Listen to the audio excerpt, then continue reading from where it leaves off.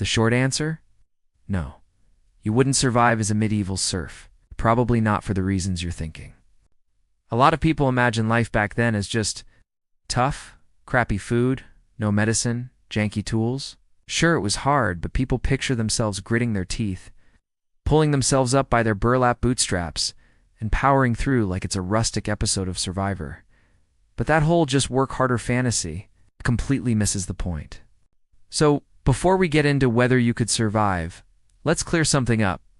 What exactly was a serf? Because chances are, most of what you think you know about medieval peasants is straight up wrong. Picture this. You wake up tomorrow, and suddenly, your boss owns you. Not just your 9 to 5. I mean, they own you. Your house, your family, your entire existence. Sounds like a dystopian horror flick, right? Welcome to life as a medieval serf. Now here's the question I've been obsessed with.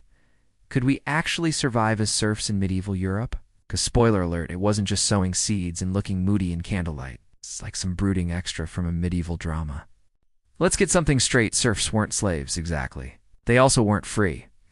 It was like being locked into the worst job imaginable, for life, with zero possibility of quitting. A serf was legally bound to the land. That might sound poetic, like you're one with the earth or whatever, but what it really meant was that if your lord sold the estate, congrats, you got sold with it. Just another piece of the property. You couldn't move. You couldn't switch jobs. You couldn't even go flirt in the next village without someone's permission. Just when you think that sounds bad enough, it gets worse. A serf's entire week was divided between 3 full-time responsibilities: working the lord's land, working their own tiny strip of land, and most importantly, not dying, and honestly, that last part was the hardest. Sure, you had a patch of land to grow food for your family, but only after you'd put in unpaid labor on your lord's giant fields. Imagine working a full-time job for no pay, and then coming home to your other full-time job. Except both involve tilling dirt, and your only benefits package is maybe not starving. Let's zoom in for a second. It's 4 a.m. in medieval England. It's no alarm clock, obviously. Just a rooster with serious anger issues screaming outside your one-room house. And I say house generously. It was a wooden shack with a leaky thatched roof, walls thin enough to hear the wind whispering death threats, and a floor made of literal dirt. Your entire family lived there. Parents, kids, grandparents, maybe a pig or two. Whoever you needed to not freeze to death in the winter. Privacy wasn't just rare, it was non-existent. Now comes the big question. Breakfast? Laughs and famine? Maybe you had some crusty bread that wasn't too moldy. Maybe some weak ale if you were lucky. No, not for partying, because medieval water was basically a death potion. So ale was the drink of choice, not to get tipsy.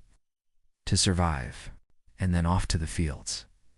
But not your fields. First, you had to figure out whose land you were breaking your back on that day.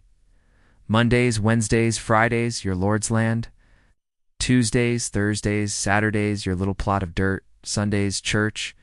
Because even God had to remind you that things could still get worse. And don't get too excited about harvest season. You'd think that's the big payoff, right? Nope. The Lord's crops came first. So while your own harvest sat in the field rotting, you were out there sweating to make sure he got his grain safely tucked away. It's like being told to work overtime to save your boss's lunch while your own dinner's getting stolen by crows. Now let's talk taxes. Think you hate tax season now? Imagine paying with actual pigs, or chickens, or your spine. First, there was land rent paid in crops. Then, a labor tax paid in manual work. The church also wanted a cut, because apparently God needed rent money too. And then, the marriage tax. Yup. Want to get married? Gotta pay your lord for permission, because nothing says romance like asking your feudal overlord for approval before popping the question and writing him a check. Want to send your kid to a blacksmith in the next village to learn a trade? That's a tax. Want to grind your grain at the lord's mill? Another tax. Want to fish in the local stream? Taxed. Want to exist? Probably taxed for that too. And here's the kicker. You weren't even paying in money. Because newsflash, most serfs had no money. Medieval peasants lived in what's generously called a subsistence economy. Sounds fancy, right? It basically means barely surviving. And you know what really spices up a life of unrelenting labor and no cash? Disease? Got a fever? Try chewing some bark? Broken bone? Good luck. Hope you like hobbling for the rest of your short, painful life. Medical school didn't exist, and doctors were just dudes with knives and guesses. The average lifespan was 30 to 35 years, and that's if you survived childhood. One bad harvest, starvation. One infected cut, it's death. One harsh winter, your entire family might not see spring. Let's not forget about the heating system, that cozy home of yours. It had a hole in the floor with stones around it to hold a fire. The smoke might drift up through a hole in the roof if the wind was kind. Most of the time, the house just filled with smoke like you were slow roasting yourself in your sleep. But hey, at least it kept some of the bugs away. And bugs? Oh, there were bugs. So many bugs. Your bed probably just straw. Basically an insect Airbnb. You're sleeping in the same room as your parents, your siblings, maybe your goat, because everyone bundled together for warmth, survival, and a complete lack of boundaries. Let's go deeper into the work itself, because farming back then, it was brutal. Today we've got tractors, irrigation systems, pesticides. Back then you had a stick. If you were really lucky, a plow and an ox. If not, congratulations, you were the ox. Spring meant plowing and praying for decent weather. Summer meant fighting weeds and birds. Fall meant rushing to harvest before the cold wiped everything out. Winter, starve quietly and hope for mercy. And here's the messed up part. Medieval farming was wildly inefficient. For every grain they planted, they might get 4 back maybe. Today, modern farming yields like 30 to 1. So serfs were working 10 times harder for a fraction of the food. And remember, they did all this with hand tools. No machinery, no fertilizer, except of course what came out of their animals.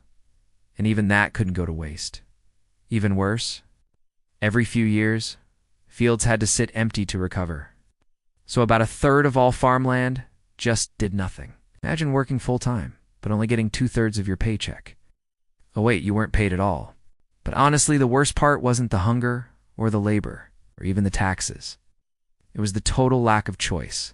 You were born into a job you couldn't quit, in a village you couldn't leave, surrounded by people you'd never escape. Your dad was a serf.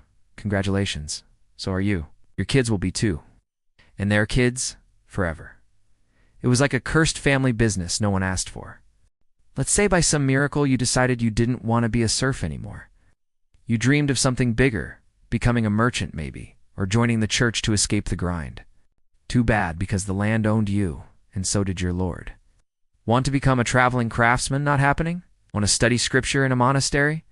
Only if your lord said yes. Spoiler alert, he probably wouldn't, because if you left, that was one less person harvesting his grain. So what were your escape options? Pretty much to die, or become an outlaw, when those were kind of the same thing, just with different wardrobe choices. And if you ever got caught doing something you weren't supposed to, oh man, medieval justice was a whole different beast. They didn't have jury trials or court-appointed lawyers. No, if you were accused of a crime, you might be subject to something called trial by ordeal, which sounds like a metal band, but was actually just horrifying. Let's say someone claimed you stole a loaf of bread. They might make you stick your hand in boiling water, and if your skin healed cleanly, you were innocent. But if it got infected, which, duh, it would, congrats, you were guilty. Probably not long for this world. So yeah, law and order wasn't really your friend either. But here's where it gets weird. Despite everything we've talked about, the constant labor, the poverty, the lack of freedom, some historians actually argue that serfs might have had it better than we think. Wait, what? Let's break it down. A typical serf might have only worked about 150 to 180 days a year. The rest were off days, religious holidays, weather days, seasonal slowdowns. By contrast, modern full-time workers in places like the US averaged 240 workdays a year. So, in a twisted way, serfs had more time off, I know. Ow. It sounds insane, but when you subtract all the holy days, of which there were dozens, even hundreds, depending on where you lived, serfs weren't toiling 24/7, like we imagine. In fact, they had more official days off than many modern workers. They also had what you could argue was ultimate job security. Horrible job security, sure, but stable. You weren't getting fired. There were no layoffs, no corporate downsizing of the peasant class. You weren't getting ghosted by a recruiter or told to circle back next quarter. You were locked in, forever. And because everyone around you was in the same miserable boat, there was a weird sense of community. When things went south, when a storm destroyed the crops or a sickness swept through the village, it wasn't just your problem. Everyone suffered. Everyone helped as best they could. Plus, your work had real, tangible results. You planted something, harvested it, and ate it. No spreadsheets. No endless meetings that could have been emails. No wondering if what you were doing actually mattered. In that sense, serfs had purpose. They might not have had freedom, but they knew exactly where their efforts were going. But, and this is a big but before you start getting nostalgic for the good old days, let's not forget what all that free time and job security actually cost. They gave up everything else. No autonomy, no privacy. No choice in career, partner, religion, education, or even what village you lived in. Your entire life path was already decided before you took your first breath. Your role, your value, your purpose, it was fixed. Not by talent, not by passion, but by birth. So let's revisit the question. Could you survive as a medieval serf physically? Maybe if you're healthy, strong, and not allergic to hay, rats, or soul-crushing labor. If you could handle backbreaking work from sunrise to sunset, every day, with no breaks and no medical help. If you didn't mind surviving off stale bread and watered-down beer. Mentally, though, that's the real challenge. We're used to options. Choice, control. We're used to deciding what show to binge, what playlist to stream, what city to move to, what job to take or quit. We complain when we lose Wi-Fi. Imagine not having the ability to leave your own village. We're soft. And I don't mean that as an insult, I mean it in the best possible way. We built a world where people don't have to plow fields just to survive, where your job doesn't chain you to a patch of land, where you're expected to have ambition, to move, to grow, to choose. Let's get into some numbers to really bring this home. Your average serf consumed maybe 2,000 calories a day on a good day. Bread, some vegetables, maybe a bit of cheese, meat, rare, sugar, almost non-existent, fruit, seasonal at best. Forget about snacks. There were no snack breaks. No vending machines in the middle of a wheat field. You're probably eating 2,000 calories before dinner without realizing it. A large latte and a muffin can blow past that in minutes. Clothing, most serfs had maybe 3 sets of clothes, total for every season. No closet rotation. No outfit of the day posts. They wore the same thing until it disintegrated or until they did. In possessions, you probably have more electronics in your backpack right now than a medieval serf saw in their entire lifetime. Not to mention clean water, heating, lighting, shoes that fit. The list goes on. And let's talk tech for a second. You're watching this video, this content on a device more powerful than anything that existed in the entire medieval world. Your greatest library couldn't hold a candle to what you've got in your pocket. You have access to all of human knowledge, global cuisine, infinite entertainment, and next-day delivery. So let's be real here. Most of us wouldn't last a week as a serf. We'd be crying by day 2. By day 5, we'd be begging for a time machine, a protein bar, and an air mattress. But here's the twist. That's not a bad thing. It means we've come a long way. It means we've created a society where fewer people have to live like that, where survival isn't the only goal, where fulfillment, freedom, creativity, and rest are actually possible. The medieval serf system. It worked in the same way a rusty cart with square wheels might technically roll downhill. It kept people alive. It maintained a functioning, if brutal, society. But it did so at the cost of agency, mobility, and basic human dignity. So, the next time you're frustrated with your job, your morning commute, or even just that endless pile of emails waiting in your inbox, pause, take a breath. Remember this. At least your boss doesn't literally own you. At least you can walk away. You can switch careers. You can move to a different city, a different country, even a different life if you really want to. You get weekends, sick days, paid holidays. You don't have to ask permission from some guy in a stone tower just to get married or send your kid to school. And if you get sick, there's a decent chance the treatment doesn't involve boiling water and prayer. Perspective is powerful, because no, most of us wouldn't make it as a medieval serf, and honestly, that's kind of the point. We weren't built for it, and we shouldn't have to be. That whole system lasted for centuries not because it was just or fair, but because it was stable. It kept the gears of society grinding forward, slowly, painfully, but it came at the cost of trapping millions of people in a loop of inherited suffering. You were born poor, you worked until your body gave out, and then you died poor. End of story. No rise and grind. No make your own destiny. Just a dirt floor, a wooden plow, and the hope that this winter wouldn't be your last. And yet, within all that bleakness, people still lived. They sang songs, told stories, fell in love, raised kids. They found moments of joy where they could, and community in their shared hardship.